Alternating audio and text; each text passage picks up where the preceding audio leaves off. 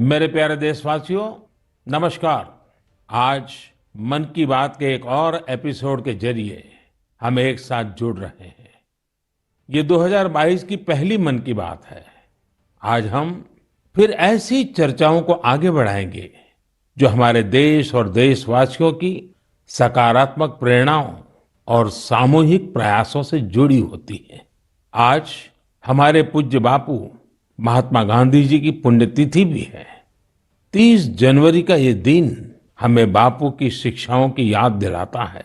अभी कुछ दिन पहले ही हमने गणतंत्र दिवस भी मनाया। दिल्ली में राजपथ पर हमने देश के शौर्य और सामर्थ्य की जो झांकी देखी, उसने सबको गर्व और उत्साह से भर दिया है।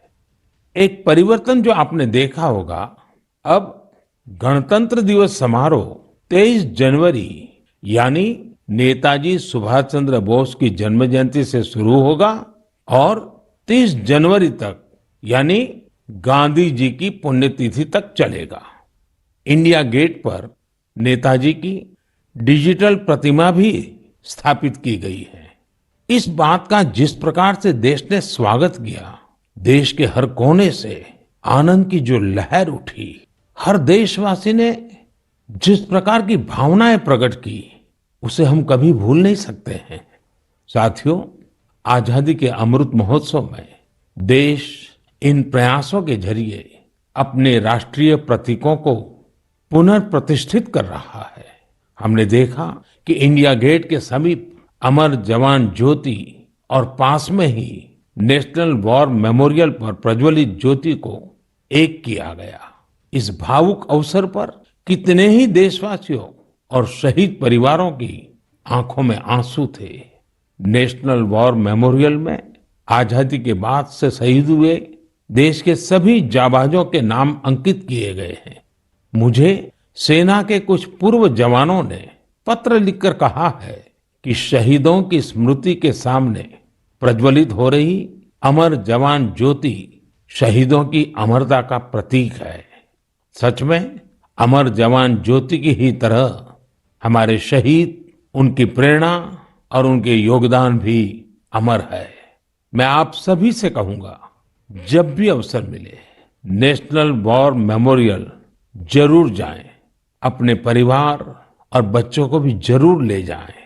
यहाँ आपको एक अलग ऊर्जा और प्रेरणा का अनुभव होगा। साथियों, अमृत महोत्सव के इन आयोजनों के बीच देश में कई महत्वपूर्ण राष्ट्रीय पुरस्कार भी दिए गए।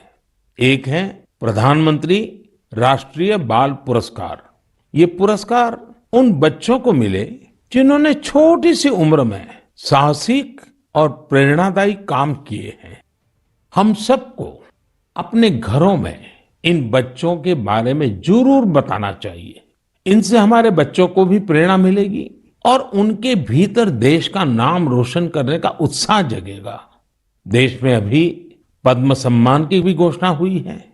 पद्म पुरस्कार पाने वाले में कई ऐसे नाम भी हैं जिनके बारे में बहुत कम लोग जानते हैं।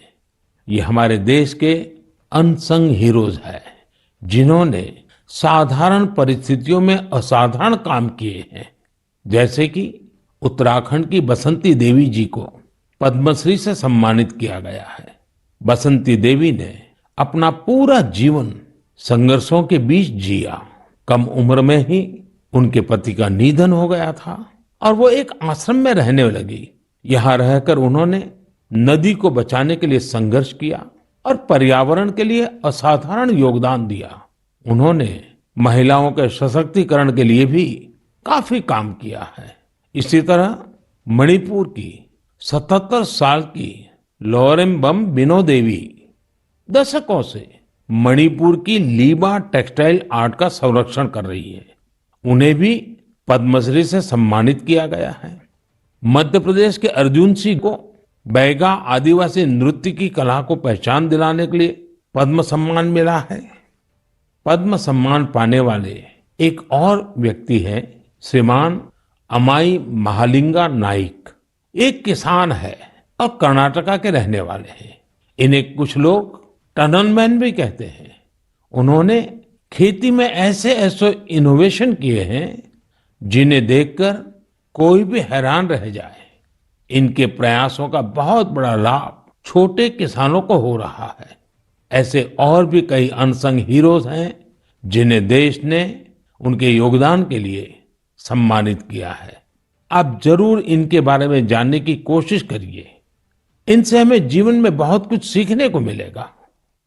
मेरे प्यारे देशवासियों, अमृत महोत्सव पर आप सब साथी मुझे ढेरों पत्र और मैसेज भेजते हैं, कई सुझाव भी देते हैं।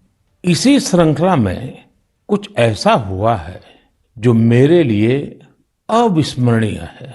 मुझे 1 करोड़ से ज्यादा बच्चों ने अपने मन की बात पोस्टकार्ड के जरिए लिखकर भेजी है। ये 1 करोड़ पोस्टकार्ड देश के अलग अलग हिस्सों से आए हैं, विदेश से भी आए हैं। समय निकालकर इनमें से काफी पोस्टकार्ड को मैंने पढ़ने का प्रयास किया है। इन पोस्टकार्ड्स में इस बात के दर्शन होते हैं कि देश के भविष्य के लिए हमारी नई पीढ़ी की सोच कितनी व्यापक और कितनी बड़ी है। मैंने मन की बात के श्रोताओं के लिए कुछ पोस्टकार्ड छांटे हैं जिन्हें मैं आपसे शेयर करना चाहता हूं। जैसे यह एक असम के गुवाहाटी से रिद्धिमा स्वर्गियारी का पोस्टकार्ड है। रिद्धिमा क्लास 7th की स्टूडेंट है और उन्होंने लिखा है कि वो आजादी के 100वें साल में एक ऐसा भारत देखना चाहती हैं जो दुनिया का सबसे स्वच्छ देश हो, आतंकवाद से पूरी तरह से मुक्त हो, 100% साक्षर देशों में शामिल हो, जीरो एक्सीडेंट कंट्री हो और सस्टेनेबल तकनीक से फूड सिक्योरिटी में सक्षम हो। रिद्धिमा, हमारी बेटियां जो सोचती हैं, जो सपने देश के लिए देखती हैं, वो तो पूरे होते ही हैं जब सबके प्रयास जुड़ेंगे। आपकी युवा पीढ़ी इसे लक्ष्य बनाकर काम करेगी तो आप भारत को जैसा बनाना चाहती हैं वैसे जरूर होगा। एक पोस्टकार्ड मुझे उत्तर प्रदेश के प्रयागराज की नव्या वर्मा का भी मिला है। नव्या ने लिखा है कि उनका सपना 2047 में ऐसे भारत का है जहां सभी को सम्मानपूर्ण जीवन मिले, जहां किसान समृद्ध हो और भ्रष्टाचार न हो। नव्या, देश के लिए आपका सपना बहुत सराहनीय है। इस दिशा में देश तेजी से आगे भी बढ़ रहा है। आपने भ्रष्टाचार मुक्त भारत की बात की। भ्रष्टाचार तो दीमक की तरह देश को खोखला करता है। उससे मुक्ति के लिए 2047 का इंतजार क्यों? ये काम हम सभी देशवासियों को, आज की युवा पीढ़ी को मिलकर करना है, जल्द से जल्द करना है। और इसके लिए बहुत जरूरी है कि हम अपने कर्तव्यों को प्राथमिकता दें। जहां कर्तव्य निभाने का एहसास होता है, कर्तव्य सर्वोपरि होता है, वहां भ्रष्टाचार फटक भी नहीं सकता। साथियों, एक और पोस्टकार्ड मेरे सामने है चेन्नई से मोहम्मद इब्राहिम का। इब्राहिम 2047 में भारत को रक्षा के क्षेत्र में एक बड़ी ताकत के रूप में देखना चाहते हैं। वो चाहते हैं कि चंद्रमा पर भारत का अपना रिसर्च बेस हो और मंगल पर भारत मानव आबादी को बसाने का काम शुरू करे। साथ ही इब्राहिम पृथ्वी को भी प्रदूषण से मुक्त करने में भारत की बड़ी भूमिका देखते हैं। इब्राहिम, जिस देश के पास आप जैसे नौजवान हो, उसके लिए कुछ भी असंभव नहीं है। साथियों, मेरे सामने एक और पत्र है मध्य प्रदेश के रायसेन में सरस्वती विद्या मंदिर में क्लास 10 की छात्रा भावना का। सबसे पहले तो मैं भावना को कहूंगा कि आपने जिस तरह अपने पोस्टकार्ड को तिरंगे से सजाया है वो मुझे बहुत अच्छा लगा। भावना ने क्रांतिकारी शिरीष कुमार के बारे में लिखा है। साथियों, मुझे गोवा से लॉरेंशियो परेरा का पोस्टकार्ड भी मिला है। ये क्लास 12 की स्टूडेंट है। इनके पत्र का भी विषय है आजादी के अनसंग हीरोज। मैं इसका हिंदी भावार्थ आपको बता रहा हूं। इन्होंने लिखा है, भिकाजी कामा भारतीय स्वतंत्रता संग्राम में शामिल रही सबसे बहादुर महिलाओं में से एक थी। उन्होंने बेटियों को सशक्त करने के लिए देश विदेश में बहुत से अभियान चलाए, अनेक प्रदर्शनियां लगाई। निश्चित तौर पर भिकाजी कामा स्वाधीनता आंदोलन की सबसे जाबाज महिलाओं में से एक थी। 1907 में उन्होंने जर्मनी में तिरंगा फहराया था। इस तिरंगे को डिजाइन करने में जिस व्यक्ति ने उनका साथ दिया था वो थे श्री श्यामजी कृष्ण वर्मा। श्री श्यामजी कृष्ण वर्मा जी का निधन 1930 में जेनेवा में हुआ था। उनकी अंतिम इच्छा थी कि भारत की आजादी के बाद उनकी अस्थियां भारत लाई जाए।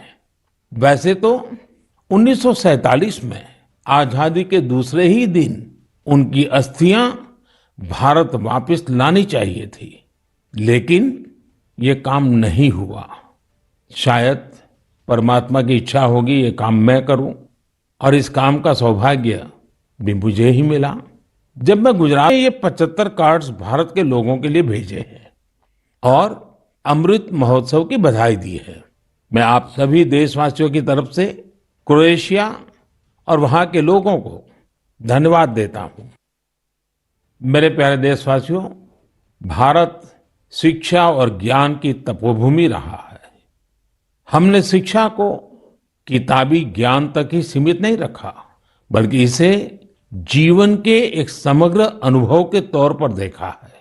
हमारे देश की महान विभूतियों का भी शिक्षा से गहरा नाता रहा है। पंडित मदन मोहन मालवीय जी ने जहां बनारस हिंदू विश्वविद्यालय की स्थापना की, वहीं महात्मा गांधी ने गुजरात विद्यापीठ के निर्माण में अहम भूमिका निभाई। गुजरात के आणंद में एक बहुत ही प्यारी जगह है वल्लभ विद्यानगर। सरदार पटेल के आग्रह पर उनके दो सहयोगियों भाई काका और भीखाभाई ने वहां युवाओं के लिए शिक्षा केंद्रों की स्थापना की। इसी तरह पश्चिम बंगाल में गुरुदेव रविंद्रनाथ टैगोर ने शांति निकेतन की स्थापना की। महाराजा गायकवाड़ भी शिक्षा के प्रबल समर्थकों में से एक थे। उन्होंने कई शिक्षण संस्थानों का निर्माण करवाया और डॉक्टर अंबेडकर और श्री अरविंदो समेत अनेक विभूतियों को उच्च शिक्षा के लिए प्रेरित किया। ऐसे ही महानुभावों की सूची में एक नाम राजा महेंद्र प्रताप सिंह जी का भी है। राजा महेंद्र प्रताप सिंह जी ने एक टेक्निकल स्कूल की स्थापना के लिए अपना घर ही सौंप दिया था। उन्होंने अलीगढ़ और मथुरा में शिक्षा केंद्रों के निर्माण के लिए खूब आर्थिक मदद की। कुछ समय पहले मुझे अलीगढ़ में उनके नाम पर एक यूनिवर्सिटी की आधारशिला रखने का भी सौभाग्य प्राप्त हुआ। मुझे खुशी है कि शिक्षा के प्रकाश को जन जन तक पहुंचाने की वही जीवंत भावना भारत में आज भी कायम है। क्या आप जानते हैं कि इस भावना की सबसे सुंदर बात क्या है? वो ये है कि शिक्षा को लेकर ये जागरूकता समाज में हर स्तर पर दिख रही है। तमिलनाडु के त्रिपुर जिले के उदुमलपेट ब्लॉक में रहने वाली तायम्मल जी का उदाहरण तो बहुत ही प्रेरणादायी है। तायम्मल जी के पास अपनी कोई जमीन नहीं है। बरसों से इनका परिवार नारियल पानी बेचकर अपना गुजर बसर कर रहा है। आर्थिक स्थिति भले अच्छी ना हो, लेकिन तायम्मल जी ने अपने बेटे बेटी को पढ़ाने में कोई कसर बाकी नहीं छोड़ी थी। उनके बच्चे Chinnaveerampatti panchayat union middle school में पढ़ते थे। ऐसे ही एक दिन स्कूल में अभिभावकों के साथ मीटिंग में ये बात उठी कि कक्षाओं और स्कूल की स्थिति को सुधारा जाए, स्कूल इंफ्रास्ट्रक्चर को ठीक किया जाए। तायम्मल जी भी उस मीटिंग में थी। उन्होंने सब कुछ सुना। इसी बैठक में फिर चर्चा इन कामों के लिए पैसे की कमी पर आकर टिक गई। इसके बाद तायम्मल जी ने जो किया उसकी कल्पना कोई नहीं कर सकता था। जिन तायम्मल जी ने नारियल पानी बेच-बेच कर कुछ पूंजी जमा की थी, उन्होंने 1 लाख रुपए स्कूल के लिए दान कर दिए। वाकई ऐसा करने के लिए बहुत बड़ा दिल चाहिए, सेवा भाव चाहिए। तायम्मल जी का कहना है, अभी जो स्कूल है उसमें 8वीं कक्षा तक की पढ़ाई होती है। अब जब स्कूल का इंफ्रास्ट्रक्चर सुधर जाएगा तो यहाँ हायर सेकेंडरी तक की पढ़ाई होने लगेगी। हमारे देश में शिक्षा को लेकर यह वही भावना है जिसकी मैं चर्चा कर रहा था।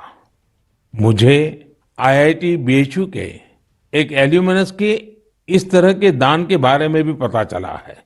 बीएचयू के पूर्व छात्र जय चौधरी जी ने आईआईटी बीएचयू फाउंडेशन को $1 मिलियन यानी करीब करीब 7.5 करोड़ रुपया डोनेट किए। साथियों, हमारे देश में अलग अलग क्षेत्रों से जुड़े बहुत सारे लोग हैं जो दूसरों की मदद कर समाज के प्रति अपनी जिम्मेदारी का निर्वाह कर रहे हैं।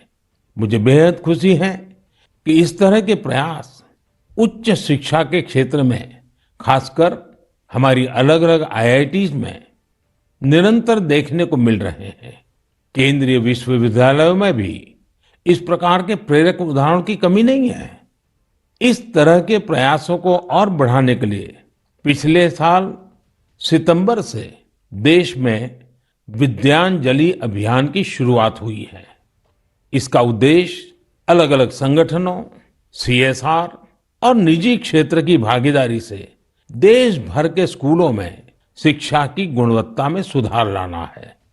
विद्यांजलि सामुदायिक भागीदारी और ओनरशिप की भावना को आगे बढ़ा रही है। अपने स्कूल, कॉलेज से निरंतर जुड़े रहना, अपनी क्षमता के अनुसार कुछ न कुछ योगदान देना, यह एक ऐसी बात है जिसका संतोष और आनंद अनुभव लेकर ही पता चलता है। मेरे प्यारे देशवासियों, प्रकृति से प्रेम और हर जीव के लिए करुणा, ये हमारी संस्कृति भी है और सहज स्वभाव भी है। हमारे इन्हीं संस्कारों की झलक अभी हाल ही में तब दिखी जब मध्य प्रदेश के पेंच टाइगर रिजर्व में एक बाघिन ने दुनिया को अलविदा कर दिया। इस बाघिन को लोग कॉलर वाली बाघिन कहते थे। वन विभाग ने इसे T15 नाम दिया था। इस बाघिन की मृत्यु ने लोगों को इतना भावुक कर दिया जैसे उनका कोई अपना दुनिया छोड़ गया हो। लोगों ने बाकायदा उसका अंतिम संस्कार किया, उसे पूरे सम्मान और स्नेह के साथ विदाई दी।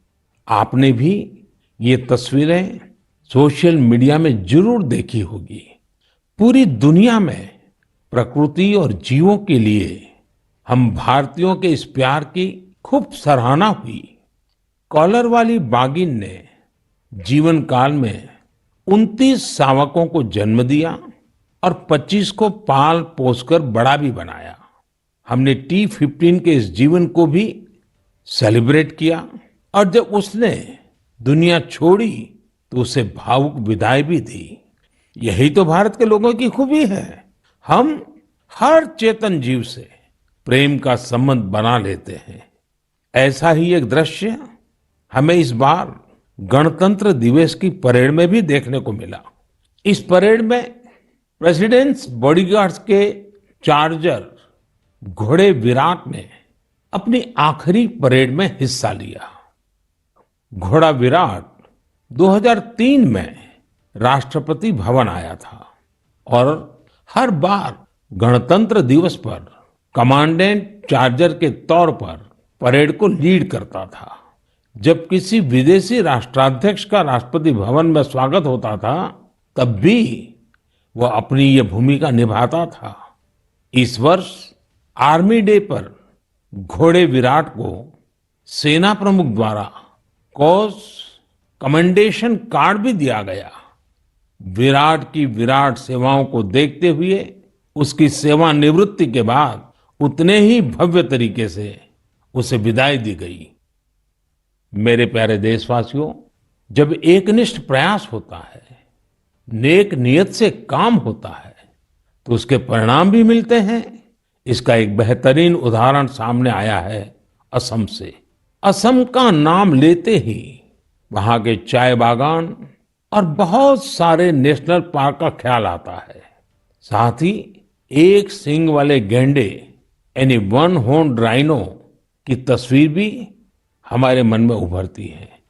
आप सभी जानते हैं कि एक सींग वाला गैंडा हमेशा से असमिया संस्कृति का हिस्सा रहा है।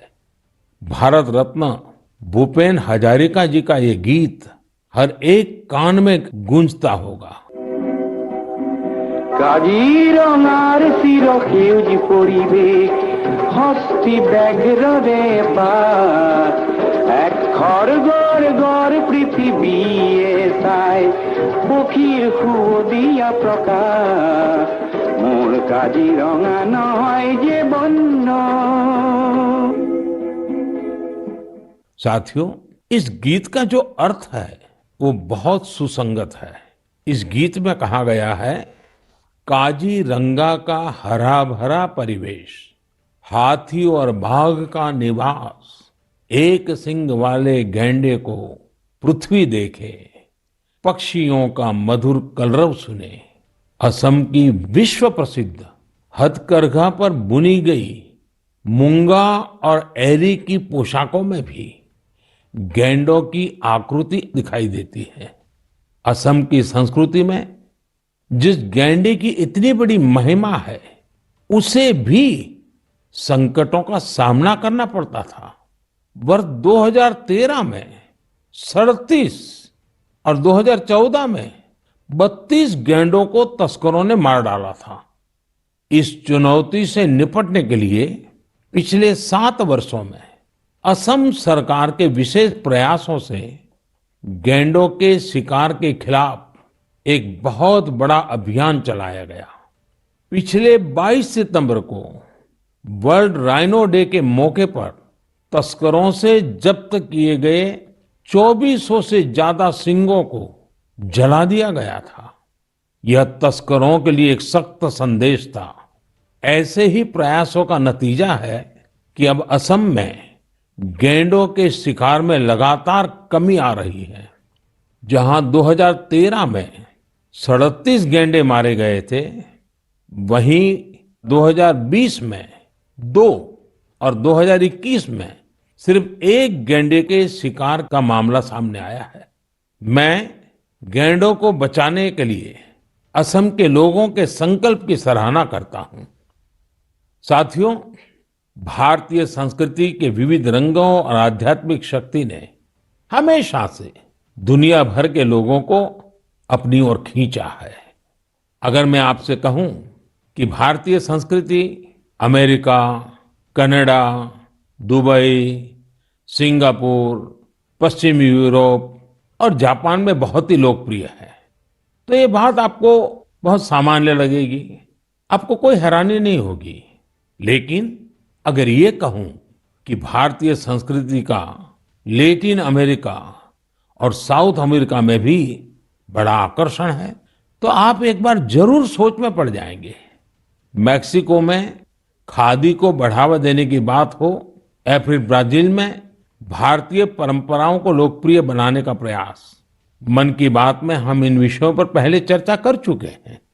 आज मैं आपको अर्जेंटीना में फहरा रहे भारतीय संस्कृति के परचम के बारे में बताऊंगा। अर्जेंटीना में हमारी संस्कृति को बहुत पसंद किया जाता है। 2018 में मैंने अर्जेंटीना की अपनी यात्रा के दौरान योग के कार्यक्रम में योगा फॉर पीस में हिस्सा लिया था। यहाँ अर्जेंटीना में एक संस्था है, हस्तिनापुर फाउंडेशन। आपको सुनकर के आश्चर्य होता है ना, कहाँ अर्जेंटीना और वहां भी हस्तिनापुर फाउंडेशन। यह फाउंडेशन अर्जेंटीना में भारतीय वैदिक परंपराओं के प्रसार में जुटा है। इसकी स्थापना 40 साल पहले एक मैडम प्रोफेसर एडा एल्ब्रेट ने की थी। आज प्रोफेसर एडा एल्ब्रेट 90 वर्ष की होने जा रही है। भारत के साथ उनका जुड़ाव कैसे हुआ, ये भी बहुत दिलचस्प है। जब वो 18 साल की थी, तब पहली बार भारतीय संस्कृति की शक्ति से उनका परिचय हुआ। उन्होंने भारत में काफी समय भी बिताया, भगवत गीता और उपनिषदों के बारे में गहराई से जाना। आज हस्तिनापुर फाउंडेशन के 40,000 से अधिक सदस्य हैं और अर्जेंटीना एवं अन्य लैटिन अमेरिकी देशों में इसकी करीब 30 शाखाएं हैं। हस्तिनापुर फाउंडेशन ने स्पेनिश भाषा में 100 से अधिक वैदिक और दार्शनिक ग्रंथ भी प्रकाशित किए हैं। इनका आश्रम भी बहुत मनमोहक है। आश्रम में 12 मंदिरों का निर्माण कराया गया है, जिनमें अनेक देवी देवताओं की मूर्तियां हैं। इन सब के केंद्र में एक ऐसा मंदिर भी है जो अद्वैतवादी ध्यान के लिए बनाया गया है। साथियों, ऐसे ही सैकड़ों उदाहरण यह बताते हैं हमारी संस्कृति हमारे लिए ही नहीं बल्कि पूरी दुनिया के लिए एक अनमोल धरोहर है। दुनिया भर के लोग उसे जानना चाहते हैं, समझना चाहते हैं, जीना चाहते हैं। हमें भी पूरी जिम्मेदारी के साथ अपनी सांस्कृतिक विरासत को खुद अपने जीवन का हिस्सा बनाते हुए सब लोगों तक पहुंचाने का प्रयास करना चाहिए। मेरे प्यारे देशवासियों, मैं अब आपसे और खासकर अपने युवाओं से एक प्रश्न करना चाहता हूं। आप सोचिए, आप एक बार में कितने पुशअप कर सकते हैं? मैं जो आपको बताने वाला हूं वो निश्चित रूप से आपको आश्चर्य से भर देगा। मणिपुर में 24 साल के युवा थोना ओजम निरंजॉय सिंह ने 1 मिनट में 109 पुशअप्स का रिकॉर्ड बनाया है। निरंजॉय सिंह के लिए रिकॉर्ड तोड़ना कोई बात नहीं है। इससे पहले भी उन्होंने 1 मिनट में एक हाथ से सबसे ज्यादा नकल पुशअप्स का रिकॉर्ड बनाया था। मुझे पूरा विश्वास है कि निरंजॉय सिंह से आप प्रेरित होंगे और फिजिकल फिटनेस को अपने जीवन का हिस्सा बनाएंगे। साथियों, आज मैं आपके साथ लद्दाख की एक ऐसी जानकारी साझा करना चाहता हूं जिसके बारे में जानकर आपको जरूर गर्व होगा। लद्दाख को जल्द ही एक शानदार ओपन सिंथेटिक ट्रैक और एस्ट्रो टर्फ फुटबॉल स्टेडियम की सौगात मिलने वाली है। यह स्टेडियम 10,000 फीट से अधिक की ऊंचाई पर बन रहा है और इसका निर्माण जल्द पूरा होने वाला है। लद्दाख का यह सबसे बड़ा ओपन स्टेडियम होगा जहां 30,000 दर्शक एक साथ बैठ सकेंगे। लद्दाख के इस आधुनिक फुटबॉल स्टेडियम में 8 लेन वाला एक सिंथेटिक ट्रैक भी होगा। इसके अलावा यहाँ 1,000 बेड वाले एक हॉस्टल की सुविधा भी होगी।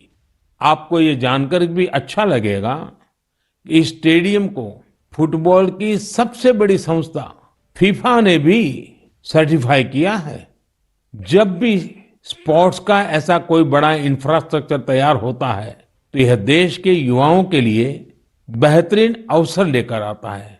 साथ साथ जहां ये व्यवस्था होती है वहां भी देश भर के लोगों का आना जाना होता है, टूरिज्म को बढ़ावा मिलता है और रोजगार के अनेक अवसर पैदा होते हैं। इस स्टेडियम का भी लाभ लद्दाख के हमारे अनेकों युवाओं को होगा। मेरे प्यारे देशवासियों, मन की बात में इस बार भी हमने अनेक विषयों पर बात की। एक विषय और है जो इस समय सबके मन में है और वो है कोरोना का। कोरोना की नई वेव से भारत बहुत सफलता के साथ लड़ रहा है। ये भी गर्व की बात है कि अब तक करीब करीब 4.5 करोड़ बच्चों ने कोरोना वैक्सीन की डोज ले ली है। इसका मतलब यह हुआ कि 15 से 18 साल की आयु वर्ग के लगभग 60% यूथ ने 3 से 4 हफ्ते में ही टीके लगवा लिए हैं। इससे न केवल हमारे युवाओं की रक्षा होगी बल्कि उन्हें पढ़ाई जारी रखने में भी मदद मिलेगी। एक और अच्छी बात यह भी है कि 20 दिन के भीतर ही 1 करोड़ लोगों ने प्रिकॉशन डोज भी ले ली है। अपने देश की वैक्सीन पर देशवासियों का ये भरोसा हमारी बहुत बड़ी ताकत है। अब तो कोरोना संक्रमण के केस भी कम होने शुरू हुए हैं। ये बहुत सकारात्मक संकेत है। लोग सुरक्षित रहें, देश की आर्थिक गतिविधियों की रफ्तार बनी रहे, हर देशवासी की यही कामना है। और आप तो जानते ही हैं, मन की बात में कुछ बातें मैं कहे बिना रह ही नहीं सकता हूं।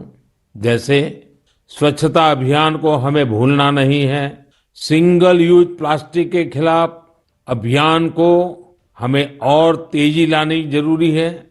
वोकल फॉर लोकल का मंत्र ये हमारी जिम्मेवारी है।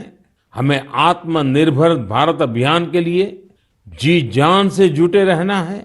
हम सबके प्रयास से ही देश विकास की नई ऊंचाइयों पर पहुंचेगा। इसी कामना के साथ मैं आपसे विदा लेता हूं। बहुत बहुत धन्यवाद।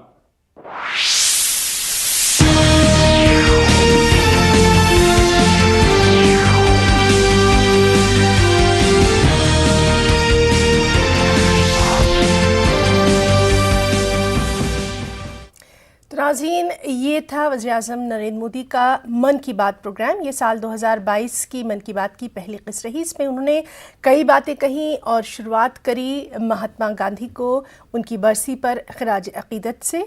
और इससे पहले हम आपको ये भी बताएं कि पीएम ने मन की बात के इस एडिशन के लिए आवाम से फीडबैक भी मांगा था। और जिस तरह से 26 जनवरी का उन्होंने जिक्र किया और उन्होंने ये भी बताया कि 23 जनवरी यानी नेताजी की यौम पैदाइश से शुरू होकर 30 जनवरी तक आज़ादी का अमृत महोत्सव मनाया जाएगा। नेशनल वॉर मेमोरियल का उन्होंने जिक्र किया। साथ ही लोगों से वहाँ जाने की उन्होंने अपील की है।